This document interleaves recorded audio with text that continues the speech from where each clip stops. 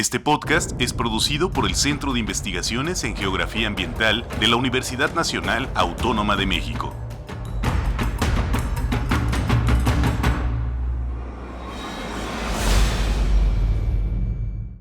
Bienvenidos, bienvenidas, gracias por acompañarnos en una emisión más del podcast Todo pasa en un lugar que producimos desde el Centro de Investigaciones en Geografía Ambiental de la UNAM aquí en el Campus Morelia. El día de hoy vamos a continuar con una entrevista que iniciamos en capítulos pasados con el doctor Gerardo Bocco. Hemos platicado ya acerca de una experiencia de vida que lo llevó hasta la geografía, a elegir este campo profesional para desarrollarse y bueno, hemos abordado diferentes aspectos de su línea de vida, de su historia personal. El día de hoy vamos a platicar desde el punto en el que dejamos, desde luego, la entrevista en el capítulo sería el número 2, este sería el número 3. Y bueno, doctor Bocco, pues agradecerle nuevamente el tiempo, la disposición de acompañarnos y de platicar, pues no solo conmigo, sino con esta audiencia que nos ha seguido de manera cotidiana. Digamos, en el capítulo anterior, en nuestra última parte de la entrevista, nos quedamos en este episodio donde regresa a México después de finalizar sus estudios de posgrado en Holanda, específicamente. Platicábamos acerca de si regresaba o no con una oferta laboral, digamos ya en firme, para desarrollarse en México. Sí, bueno, gracias otra vez, Adrián. La experiencia, tal vez retomando un poco, como comentamos en un momento, el nombre oficial es Países Bajos, pero por comodidad decimos Holanda. El instituto en donde varios de nosotros tuvimos la oportunidad de formarnos, de aquí, de nuestro centro, no sé, por ejemplo, el maestro Toño Navarrete, la maestra Gabriela Cuevas, la maestra Alejandra Larrazábal, el doctor Luis Miguel Morales, y tal vez se me olvide alguno. El doctor Alejandro Velázquez también tuvo un año por allá en un curso introductorio antes de su formación ya en la Universidad de Ámsterdam. Fue una experiencia, un instituto, a diferencia de departamentos universitarios, era un instituto con una enorme capacidad de formación de cuadros en términos ya muy aplicados, de formar gente que pudiera, como se dice coloquialmente, arrastrar el lápiz. Y la posibilidad de venirme no fue tanto no fue decir que no quería, que estaba echando, digamos, por la borda toda una experiencia que en total fueron como 9 años, sino más bien una falta de capacidad de mi parte de insertarme en una sociedad que tenía ciertas normas o tiene ciertas normas. Y yo supongo que también por la etapa en la que viví, por lo que había vivido antes, no fui capaz de gestionar como los mecanismos que uno tiene que tener para insertarse en la sociedad, ya no como estudiante, sino como profesionista. Eso es como la cuestión introductoria. Entonces, pero eso contrasta, doctor Bocco, con su carácter, pues finalmente, de una persona que ya había migrado de país, que ya había cambiado de país. No, el tema creo que no es tanto el cambio de país, porque depende cómo uno lo enfoque, ¿no? Hay gente que lo ve. No me refiero, digamos, a los procesos migratorios tan dramáticos que han ocurrido siempre, pero digamos que en las últimas décadas se han convertido en algo penosísimo que nos avergüenza prácticamente como sociedad global, sino me refiero a los cambios por los que se opta, ¿no? Y siempre al optar por un cambio hay elementos muy positivos, de buscar nuevas oportunidades laborales o de estudio, de perfeccionamiento, lo que sea, y también hay cuestiones que tienen que ver con lo que se deja atrás, ¿no? Para mí eso no era tanto el problema, no fue, sino la cuestión de tal vez no poder adaptarme, yo diría, a las normas de vida en una sociedad muy, muy bien estructurada, muy, muy bien organizada, y por eso yo sentía que había cosas que me faltaban. Entonces inicié una búsqueda de oportunidades en América Latina, en México particularmente. podría haber buscado otras oportunidades porque este instituto donde estuvimos muchos nos daba nos posicionaba, nos ponía como en una vitrina en los mercados de trabajo. En esa época todo lo que fuera, todas las tecnologías, percepción remota, sistemas de información geográfica, recursos naturales, degradación ambiental. Era la vanguardia, ¿no? Sí. Entonces yo creo que más bien fue buscar nuevas opciones, regresar sobre digamos, un espacio conocido, claro. Emocionalmente conocido. Yo creo que la palabra clave es emocionalmente. O sea, yo emocionalmente no me cerraban las cosas no quiero criticar de ninguna manera ni al país ni a los ciudadanos. A mí me fue, incluso como familia, nos fue extraordinariamente bien. No tiene que ver, es una cuestión personal de uno, con uno mismo. Entonces así surge la oportunidad, que no quisiera entrar en mucho detalle para no prolongar, pero sí conocí a un ecólogo de entonces, creo que estaba en Chamela, en la estación de Chamela. Ajá. Un ecólogo norteamericano con quien tuve la oportunidad de platicar en una visita que hice a Chamela, invitado por el doctor Mas, Juan Manuel Mas, de acá del IES, porque compartíamos temas con Manuel desde distintos enfoques y nos visitamos en campo durante el doctorado. Y en esa visita conocí a Stephen Bullock, y él me dijo, y entonces comenté, oye, tendría ganas de regresarme, y él me habló de oportunidades en Colima. No queríamos regresar a la Ciudad de México porque pues, estaba todo este discurso de la contaminación. Pues yo en términos de hogar, de asentamientos, la decisión la tomaba mi esposa, siempre la tomó. Claro. O sea, era clarísimo, yo no me metía en eso, hacía. Entonces buscamos oportunidades en provincia. Primero eso, luego entonces él del Instituto de Biología se fue a Ensenada, al CICESE, se volvió a comunicar, oye, que hay una posibilidad en el CICESE, pero yo no lo tenía muy claro porque yo decía, bueno, sí, quieren a alguien de PR, SIG, pero yo no quiero trabajar donde haya una visión muy desde la física. Me daba temor que me pusieran a hacer cosas extremadamente técnicas. Y creo que era una visión equivocada de mi parte, porque no lo conocía. La cuestión es que en ese idas y vueltas, un colega con el que mantengo un contacto y a quien aprecio muchísimo, el doctor Roberto Sánchez del Colegio de la Frontera Norte, me hace una propuesta porque se entera, porque él estaba en contacto con el propio CICESE. CICESE está en Ensenada, COLEF tiene varias sedes, pero la sede inicial fue en Tijuana, y entonces se inicia un proceso y bueno, nos entendemos muy bien, todo por carta, porque no había correo, nada. Y yo en algún momento les tuve que venir por trabajo, tuve que ir a Nicaragua por una cosa del instituto, del ITC, pero entonces aproveché y acepté una invitación para ir a Tijuana, di una plática en Tijuana, y bueno, pues era un poco lo que me pareció. Así se empiezan a acomodar, digamos, las cosas, sí, para que su regreso a México sea específicamente al colegio. Básicamente al Departamento de Estudios Urbanos y Medio Ambiente, que dirigía Roberto, y a una maestría que estaba echando a andar y que me pidió Roberto y el colega del CICESE que me involucrara, que era una de las primeras maestrías en manejo integrado del medio ambiente. Se llamaba Maya o Maima, no me acuerdo. Ajá. Acaba de cumplir, creo que 30 años, o sea, no más. O sea, son muchos. Acaba de ser un aniversario. Claro.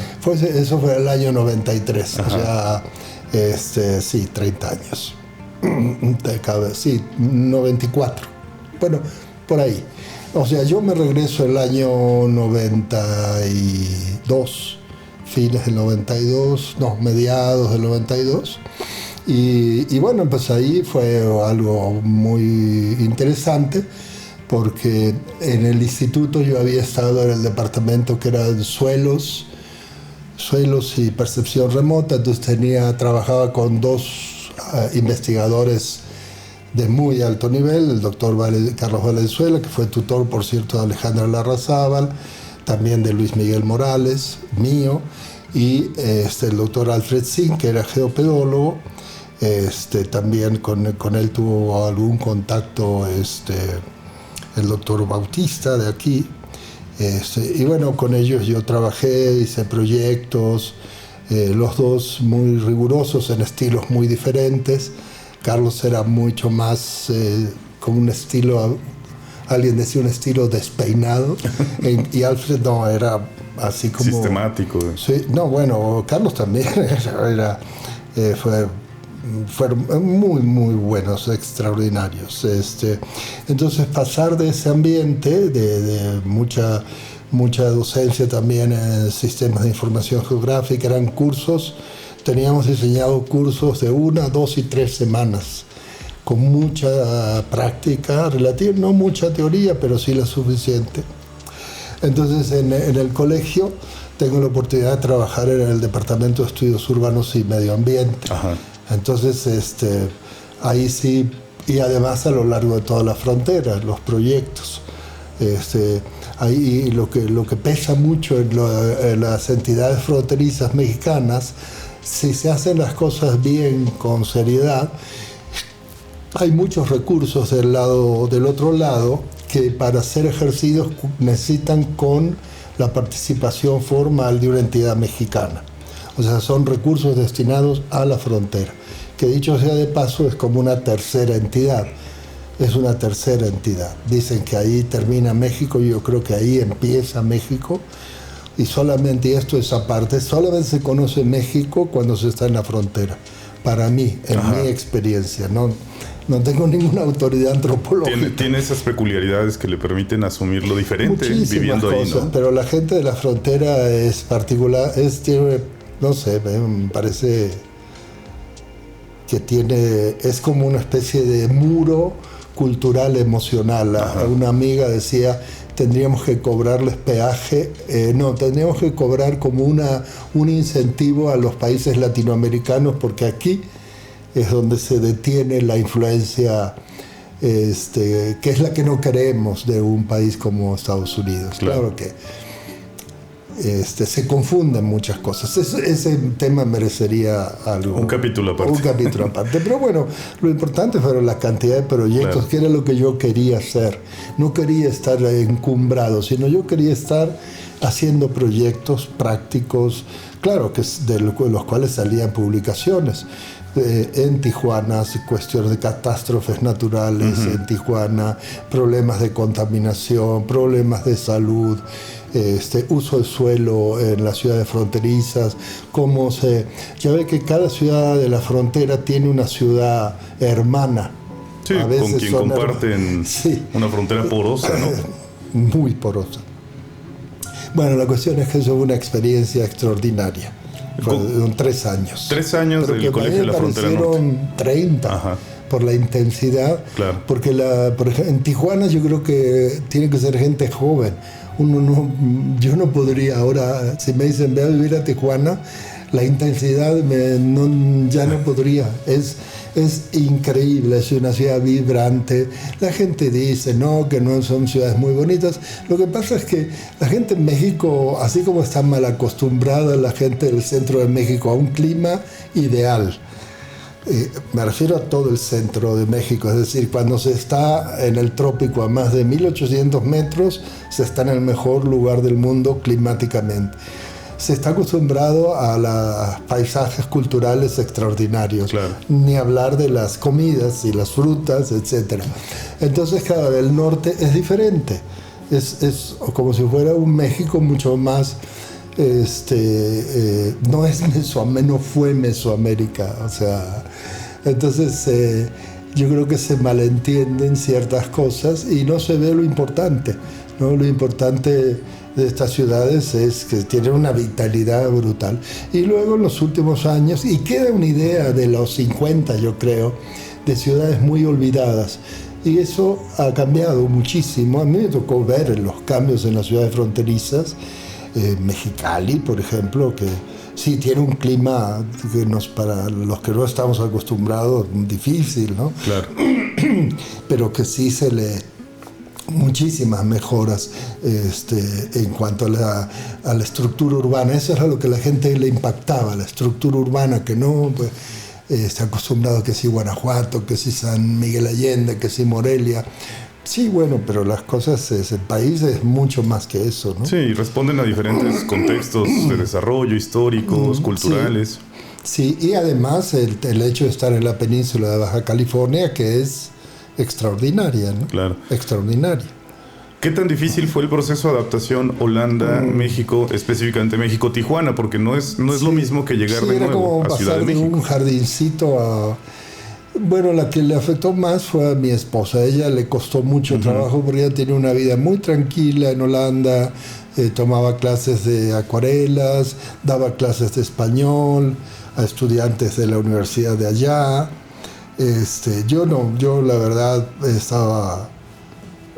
estuve feliz, estaba muy contento. Recibió con agrado ese dinamismo que le otorgaba muy la frontera México-estadounidense, sí, ¿no? fascinado además con la posibilidad de hacer este tipo de proyectos, volver a estar en contacto con colegas con los que tenía mucha afinidad, de diversos campos, ¿eh? Sí. O sea, venía, como le digo, PR, SIG, suelos, estudios urbanos, había ahí urbanólogos, había arquitectos, había ecólogos, había geógrafos, luego tener la posibilidad de hacer proyectos en Baja California y luego ir a pasear. Sí, por supuesto. Maravilloso, maravilloso. ¿Por qué esta etapa dura, digamos, tan poco, visto bajo cierto punto de vista, Lo que pasa ¿no? es que 3 ya años. desde hacía algún tiempo había recibido, digamos, una invitación, un contacto con el doctor Toledo de aquí, y que bueno, era lo que estaba así como casi una cuestión de, ¿cómo le diría? Más era un sueño guajiro de que querían hacer una unidad, él la llamaba de ecología humana en Morelia.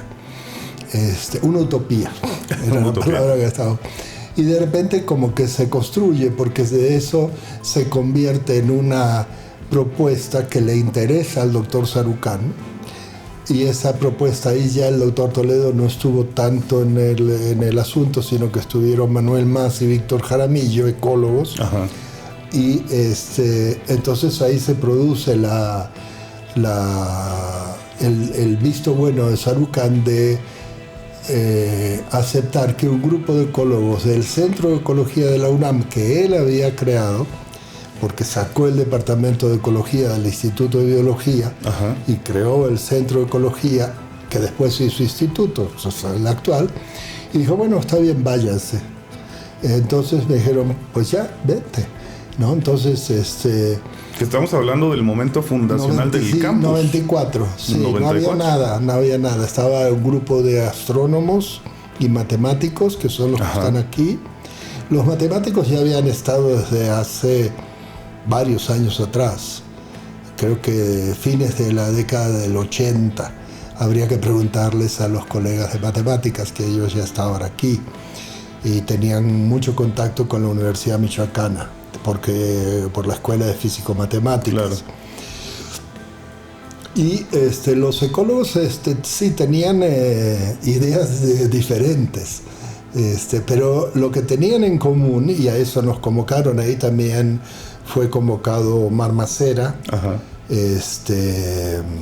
y otros colegas, pero básicamente eran Omar, Héctor Arita, no me acuerdo, puede ser, no es muy bueno decir nombres porque siempre dice uno... Siempre queda uno fuera, ¿no? No mencionaste pero digamos que era un grupo que tenía intereses, yo diría, diversos, Claro. pero que tenía... La idea central era decir, la Universidad Nacional tiene que afrontar un proceso de descentralización. No puede ser que esta universidad esté ahí, en broma se decía el campus Pedregal, ¿no? Y sí empezaron las experiencias fuera, ¿no? Varios campus, y muy incipiente todo. Entonces el Centro de Investigación en lo posible hacer investigación aplicada, porque esa era la discusión en ecología en ese momento, la ecología básica, pura, versus la ecología aplicada, la ecología a niveles de una agregación muy baja, es decir, ecología genética y de poblaciones, que eran demógrafos y... Miguel Martínez, Miguel, o sea, había dos personas muy cercanas al doctor Sarucán. O sea, Sarucán sí deja huella en esto. Entonces sí era un grupo bastante fuerte, o sea, la gente que llegó ya llegó... Consolidada, ¿no? Sí, a nivel de su experiencia, Por no supuesto. a nivel de las plazas. Sí, o sea, claro. todos tuvimos que picar piedra.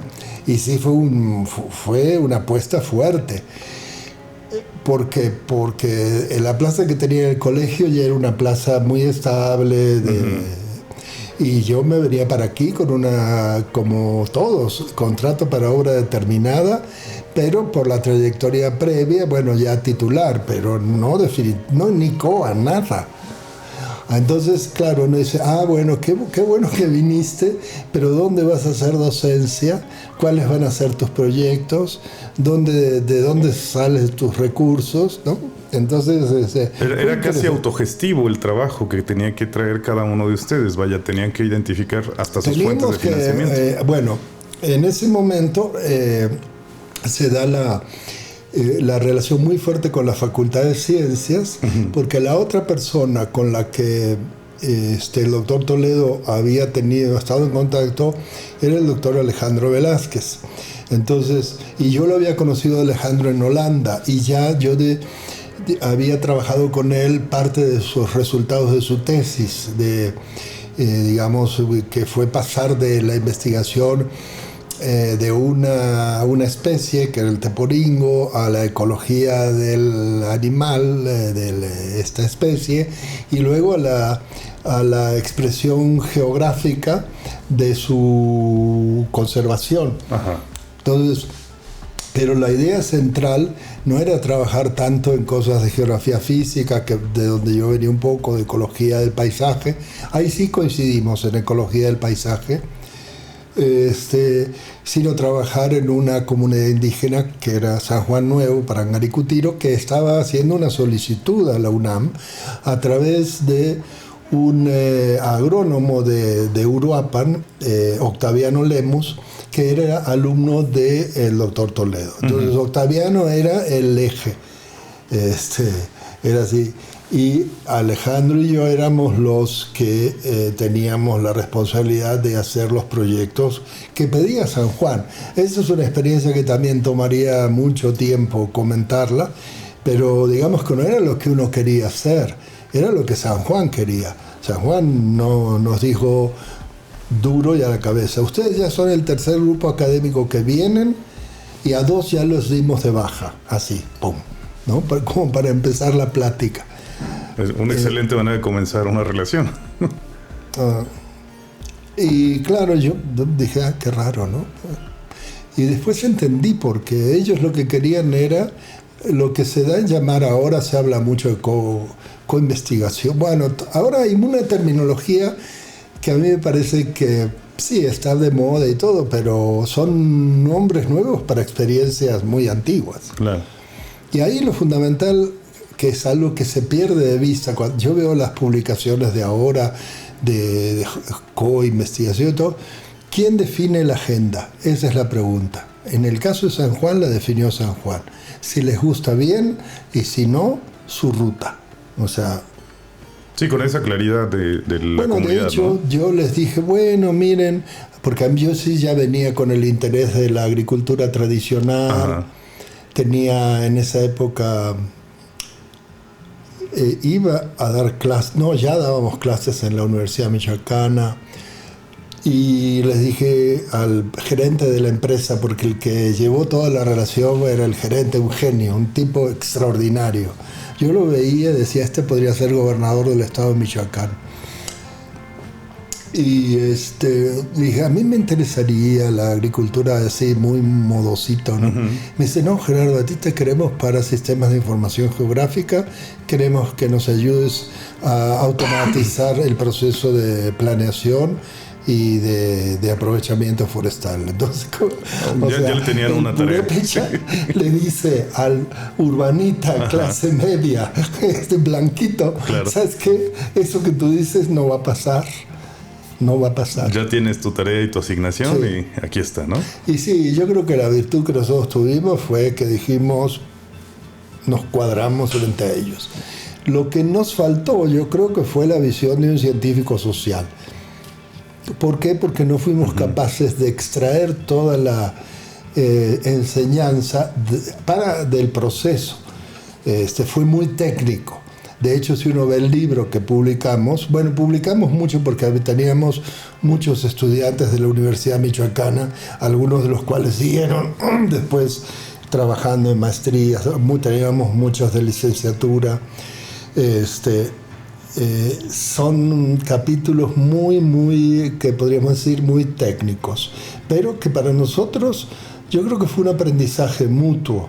Para la comunidad fue importante porque pudieron fortalecer los alcances. Ya habían recibido alguna distinción, pero después recibieron más, porque sí automatizaron el plan de manejo forestal, lo automatizaron con técnicos de ellos. O sea, mis contrapartes eran los técnicos que estaban en la operación directamente, ¿no? Manejo claro, de bosque. Sí, era genial. Es una experiencia extraordinaria. 5 años, casi nos cuesta. Bueno, Alejandro, no, a mí casi me cuesta que me corran del instituto, del centro, porque no publicaba, porque cuesta publicar. Salvo,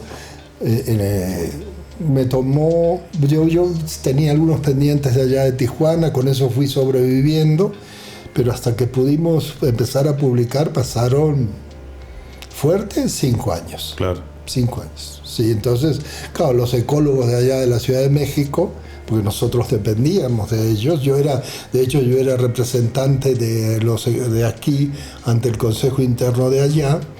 Y yo creo que me querían ver arder en leña verde, porque decían, pero no publica, no es ecólogo, trabaja en una comunidad indígena, como que no se entendía.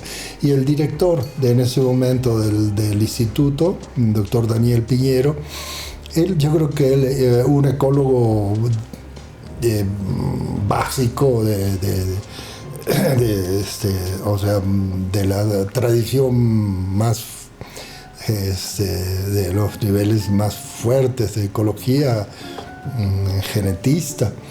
Y yo creo que él entendió por la experiencia y como que de alguna manera matizó eso, pero yo creo que sí estuve a punto de que me dijeran gracias, ¿no? Yo creo que sería otro capítulo, ¿no? Hablar acerca de las maneras en las que se evalúa el trabajo académico. Uy, sí, claro, nosotros vivimos todas esas. Por eso a veces cuando veo a los colegas que se preocupan mucho aquí, creo que no se deberían preocupar, porque de verdad nosotros tuvimos una inserción muy a nivel de personas, porque con la Universidad Michoacana y la UNAM, las cuestiones de formalización de convenios y eso no... es curioso, pero funcionan más y mejor las relaciones entre personas, que en nuestro caso era con la Facultad de Biología, el Instituto de Recursos Naturales, Geociencias, que en ese momento estaba de Metalúrgicas, y la maestría en Recursos Naturales que tenían el INIRENA y ellos. Y sí funcionaba muy bien, teníamos alumnos, yo reemplacé a un profesor que se fue de sabático en la maestría, fui docente formal de la universidad. Yo creo que fue una experiencia... y la Facultad de Ciencias de la UNAM. Nosotros estábamos en el posgrado de Ciencias Biológicas, pero porque era lo que había. Yo así me hace gracia, no, que tenemos que darnos de alta en tal y cual posgrado. Pues nosotros íbamos a donde se podía. Sí, donde los recibían. Sí, ahí. Y por ejemplo en la UNLA nos pidieron clases y ahí íbamos Sí, yo creo que también uno... Sí, son cosas, no tiene sentido estar mirando para atrás como hacen ya los viejitos, ¿no? Y cuando nosotros llegamos, sí. ¿Sabes qué? Ya pasó. Ya pasó. Vale la pena dar el contexto de que el Campus Morelia inicia fundacionalmente con ese centro, junto con astronomía, junto con matemáticas, sí. Pero en ese momento el Campus Morelia de UNAM no tenía una oferta de licenciatura que aportar, porque la ENES llegó años después. No tenía nadie. De hecho, salvo en los ambientes académicos, nadie sabía en Morelia y en Michoacán que existía la UNAM. Que la UNAM tenía una sede aquí en Morelia, Michoacán, ¿no? Solamente los colegas de la Universidad Michoacana. Ajá. Y después de otras entidades. Sí, desde ahí esta búsqueda de decir, bueno, tienes que dar clases, ¿dónde las voy a dar, no? Sí, no tengo yo una licenciatura aquí. O sea, como que dice, ajá, pues es tu problema, ¿no? Para eso o sea, es como decir, ¿qué quieres? Vas a tener una posición de privilegio en una universidad y además quieres que te resolvamos los problemas, resuélvelos tú. Claro. Que no tienes dónde dar clases o que tu línea de investigación no es tan famosa, pues yo qué sé, no sé, no es mi problema de la institución, quiero decir. Y así se fue haciendo, ¿no? Después, bueno, teníamos los sitios de investigación, los ecólogos tenían sus... En Chamela, que fue hacia algo muy, muy importante, en parte en los Tuxtlas, pero más que todo Chamela, y algunos de nosotros decíamos, no, hay que hacer, Omar y yo pensábamos muy parecido, hay que hacer investigación en Michoacán, no, que tenemos todos los datos allá. O sea, uno se enfrenta con problemas muy interesantes desde el punto de vista del diseño de la investigación. Claro. Si tiene que ser una investigación regional o no, cuáles son los alcances, cuál es el papel que tiene la investigación de parcela, la investigación de laboratorio, la investigación bajo condiciones controladas. Y nosotros no, nosotros hacíamos proyectos, teníamos el proyecto de San Juan, luego dije, si venimos tenemos que conocer el estado. Entonces hicimos un proyecto sobre regionalización ecogeográfica del paisaje michoacán, pero con la finalidad de toma de decisiones. Entonces se llamó Regionalización Geográfica del Estado de Michoacán. Y lo hicimos con algún recurso de la Semarnap de entonces. Y teníamos luego, yo dije, bueno, ok, tenemos el proyecto verde, San Juan, tenemos que tener un proyecto gris que es Morelia y la Cuenca, donde está la ciudad de Morelia, porque tenemos la idea de Cuenca muy claro, yo al menos la tenía clarísima. Entonces era Morelia y la cuenca del lago de Cuiseo, y ahí se hicieron varias tesis de varios niveles. Varios colegas que están en la ENES, en la Universidad Michoacana, en geofísica, hicieron sus doctorados con nosotros. Con esas materias. Ya sí, entonces había un nivel importante de vinculación, por ejemplo, con el sector gubernamental. Me queda claro que el académico se estableció bien y pronto, ¿no? Eso empezó como cuando se hace cargo el antropólogo Cárdenas Batel, era muy cercano al doctor de la Fuente. Ya. Entonces se produce ahí un clic muy importante. En ese momento el director del Instituto de Geografía, que era colega y muy amigo, José Luis Palacio, decide iniciar un grupo en Morelia. Yo había estado luchando así a brazo partido conseguir una plaza para que Velázquez se viniera de la Facultad de Ciencias, donde estaba adscrito, al Centro de Ecología, que nosotros éramos Departamento de Ecología de los Recursos Naturales. Ajá. Que ya ese nombre solito ya fue un debate, ¿no? Y el doctor más me decía, no, tú que conseguiste que se le pusiera ese nombre porque yo estaba de sabático, porque él quería que se llamara de otra manera. Y me decía, no, recursos naturales, esa terminología ya no se usa. No, Manuel, sí se usa. Bueno, pero siempre fueron debates muy, enriquecedores, muy respetuosos y a veces hasta de chiste, ¿no? Sí, sí. Era así, de burlarnos, sí, claro, sí, o sea... En fin, bueno, la cuestión es que en ese momento el doctor Palacio abre esta opción y empieza a confluir todo, porque había cosas con las que yo me identificaba más con geografía que con ecología. Con el grupo de ecología. Pero digamos que todo estaba ahí. Entonces se empieza a producir... a partir de toda esta experiencia previa de trabajo en la región, que yo creo que eso es algo muy importante. Si una universidad de alcance nacional va a desplazarse a una entidad, tiene que tener, y eso es algo que sí se cuidaba mucho, no pisar callos, o sea, por ejemplo, no tener actitudes, digamos, de competencia con la universidad local. No abrimos ninguna carrera que estuviera en la Universidad Michoacana. En directa oferta. No, de ninguna manera. O sea, era Ciencias Ambientales, que fue la primera que abrimos en licenciatura, no tenía ese correlato. Un equivalente, ¿no? Y en cambio sí teníamos relación, por ejemplo, con históricas, en la licenciatura, porque era lo complementario, ¿no? Entonces, sí, eso es muy importante, porque de lo contrario uno se convierte en una especie de paracaidista y en personaje indeseable, ¿no? Claro. Bueno, ¿y esta que viene? No hace nada para el Estado, no le interesa, está aquí respirando aire puro, pero se va a hacer investigación, no sé, a los manglares en Campeche o en Tabasco. O sea, como que es algo que es un derecho de piso que hay que pagar correctamente. Claro, era una directriz entonces que un componente de la investigación fuera regional o local. No, nosotros optamos por eso, regional y local. El alineamiento general era eso. De la Fuente dijo algo así como que la universidad ya no iba a crecer en CEU. Y ahí se impulsó mucho la descentralización. O sea, nosotros entendimos muy bien el proceso de descentralización y lo llevamos a cabo, pero a rajatabla, con todos los costos, lo que le digo.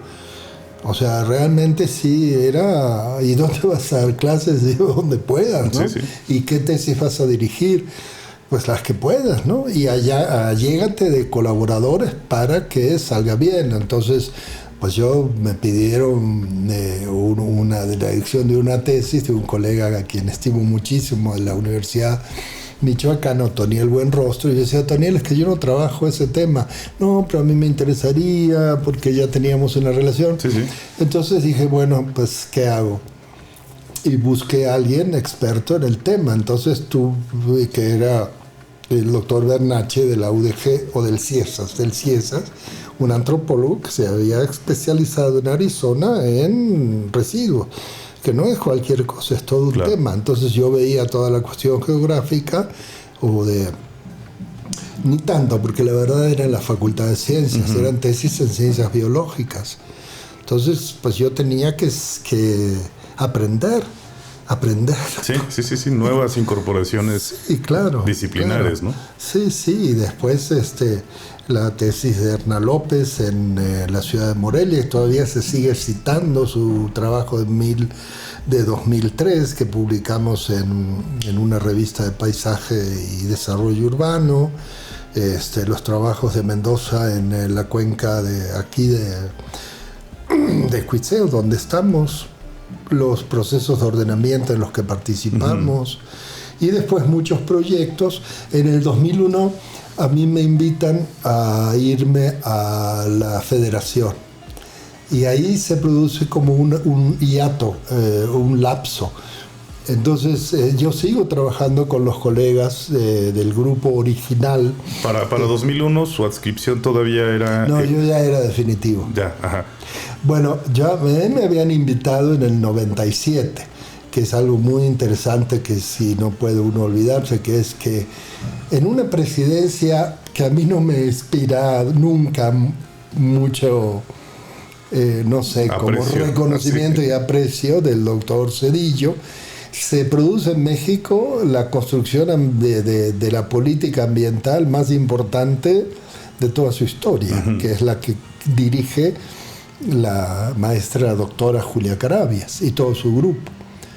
Entonces, ahí me invitó Ezequiel Escurra, que era el director de Recursos Naturales, director general, y le dije: Ezequiel, dile por favor que no es que no esté de acuerdo con el proyecto, pero yo no me puedo ir sin tener la definitividad en la UNAM, porque claro, era demasiado, o sea, brincar de a México, a Holanda, a Tijuana, a Morelia, y encima irme desprotegido, descobijado, era muy irresponsable, ¿no?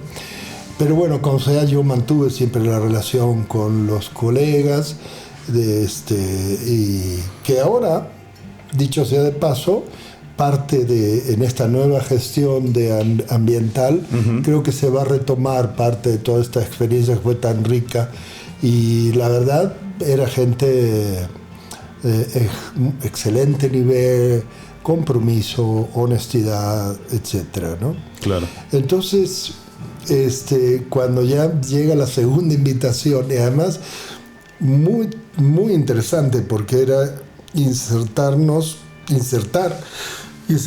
en una entidad técnica, el brazo técnico de la Semarnat, que era el Instituto Nacional de Ecología. Entonces yo me voy, ahí sí, con una comisión de la UNAM. La UNAM, si uno se va, puede pedir una licencia sin goce de sueldo, sale una de la nómina.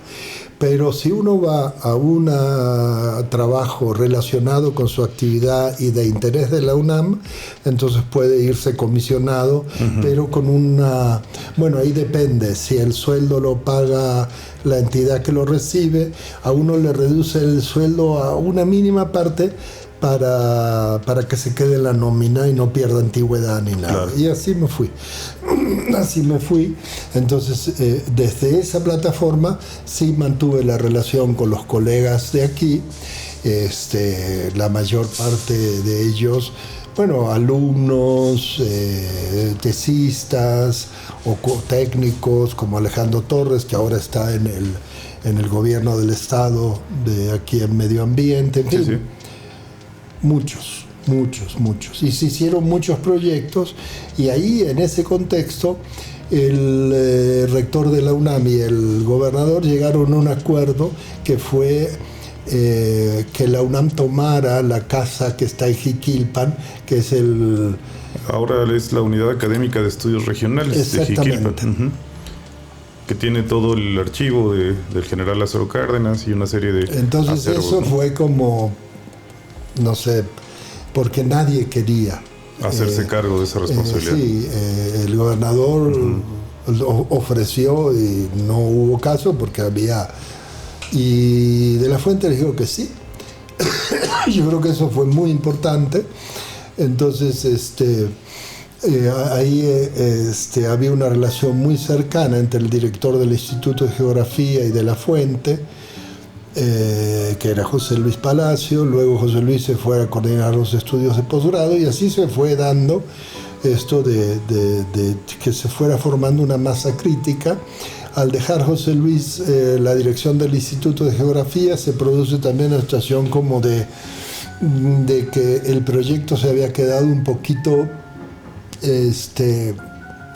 como sin todas las ligas que había tenido al inicio, ¿no? Ajá, o sea, él lo impulsa, pero no alcanza a consolidarlo cuando se tiene que mover. Claro, pasa eso. Pero ya estaba allí un germen inserto. Sí, donde no, decían, claro, al que habíamos contribuido varios. En ese contexto se rehabilita la casa que estaba en el centro de la ciudad, que era una casa del siglo XVIII, creo. Con todas las normas de Lina, en fin, y se hacen muchos proyectos, pero no se formaliza. Claro, no, o sea, no se crea, era la unidad foránea, pero no era una jefatura de departamento, no era un departamento. O sea, era así como que son estas cosas que ocurren porque los proyectos tienen plataformas conceptuales, pero también tienen personas. Y ¿no? presupuesto, o sea, el dinero también. Claro, entonces ahí hubo una situación un poco que faltaba que se aterrizara, ¿no? Claro. Y bueno, yo en esa etapa disfruté muchísimo la oportunidad del gobierno federal, especialmente porque conocí lo que no había conocido en México, lo conocí. Ahí. Porque por el puesto que tenía, lo que yo hacía era visitar todos los proyectos en los que el INE se involucraba. El INE tenía lo que hizo No confundir con el electoral, este era el Instituto Nacional de Ecología. El Instituto Nacional de Ecología. Ajá. Nada más se confundía porque estaba el Instituto de Ecología de la UNAM, el Instituto de Ecología de Jalapa y el Instituto Nacional de Ecología. Eran tres. Sí, eran tres. Y era una estructura técnica que era, digamos, que nosotros podíamos recibir consultas de la presidencia, de la secretaría, del gobierno del estado, de los estados, o del parlamento, o de quien fuera. Era realmente... E incluso comunidades o poblaciones interesadas, ¿no? Sí, llegaban consultas de todos lados. Entonces, tenía, y nada administrativo, no extendíamos un permiso, no, nada. Para eso estaba la Dirección General de Impacto y Riesgo Ambiental, ordenamiento. Nosotros eran 4 direcciones generales de investigación, éramos de investigación, así se llamaba. Dirección General de Investigación en Ordenamiento Ecológico, Conservación de Ecosistemas y Manejo de Cuencas. Esa era la que yo tenía a mi cargo. Pero no creas que teníamos una gran cantidad de personal o recursos. Era una estructura modesta, ¿no? Modesta y con un recurso muy modesto, pero que lo ejercíamos así, lo exprimíamos. Y ahí sí, ahí sí me serví con la cuchara grande porque me metía en todo. De hecho, me acuerdo que la jefa de la oficina me decía, no, es muy buena gente, ¿no? Y me cuidaba porque ella era la que cuidaba la firma, mi firma. Entonces decía, no, pero no se puede ir tanto porque su firma. Y le digo, bueno, Araceli, ¿qué quiere que haga? Este es ordenamiento, o sea, claro. ¿Dónde quiere que esté? No puedo estar aquí sentadote en la oficina. No era un trabajo de escritorio, ¿no? No, teóricamente sí, pero de hecho, como había algo que se llamaba control, el sistema de control de gestión.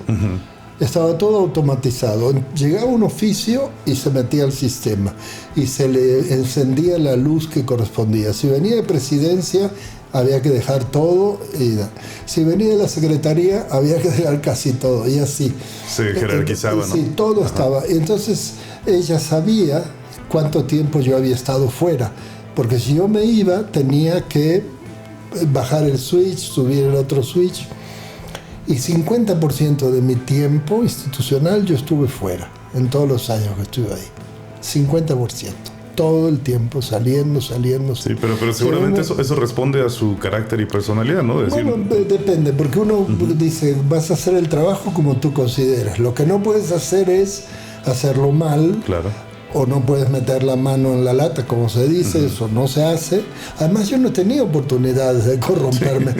O sea, yo decía, ¿cómo será que a uno lo quieran corromper? O sea, pero mira, nadie llegó. No, porque no firmábamos nada. Ni permisos, nada. Sí, me acuerdo que una vez que me pidieron, es que yo sí iba realmente, si nos pedían algo, yo lo que hice yo fue buscar a la gente mejor capacitada.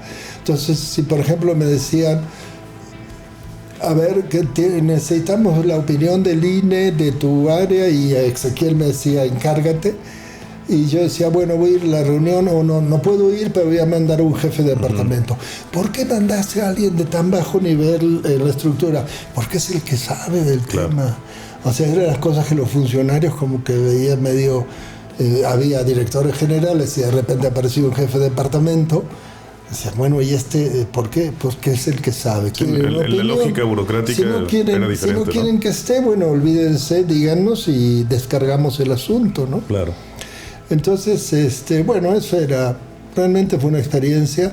Los colegas Adrián Fernández, bueno, el propio Ezequiel, el presidente del INE, el colega, era la dirección de ordenamiento, la de contaminación y la de economía ambiental y el laboratorio nacional. Eran 4 direcciones generales, uno más capaz que otro, ellos con mucha experiencia en la administración pública. El que creo que yo era el único que había llegado, sí, pero bueno, yo no tenía experiencia en la administración pública, cero. Pero como era una cosa técnica y era mi tema,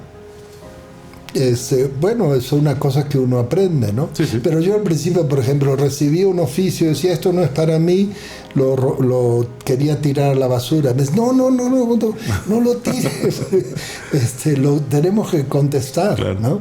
Hasta que entendí cuál era, que me parece un sistema, dicho sea de paso, el gobierno federal, yo supongo que es una herencia de toda la etapa de post-revolucionaria, de un aparato del Estado muy fuerte. Se puede decir que muchas cosas funcionó mal, que hubo corrupción o no sé. Yo lo que digo es que el sistema en sí era como de un ejército, o sea, debe decir, por algo le dicen oficial mayor al administrador. Sí, sí.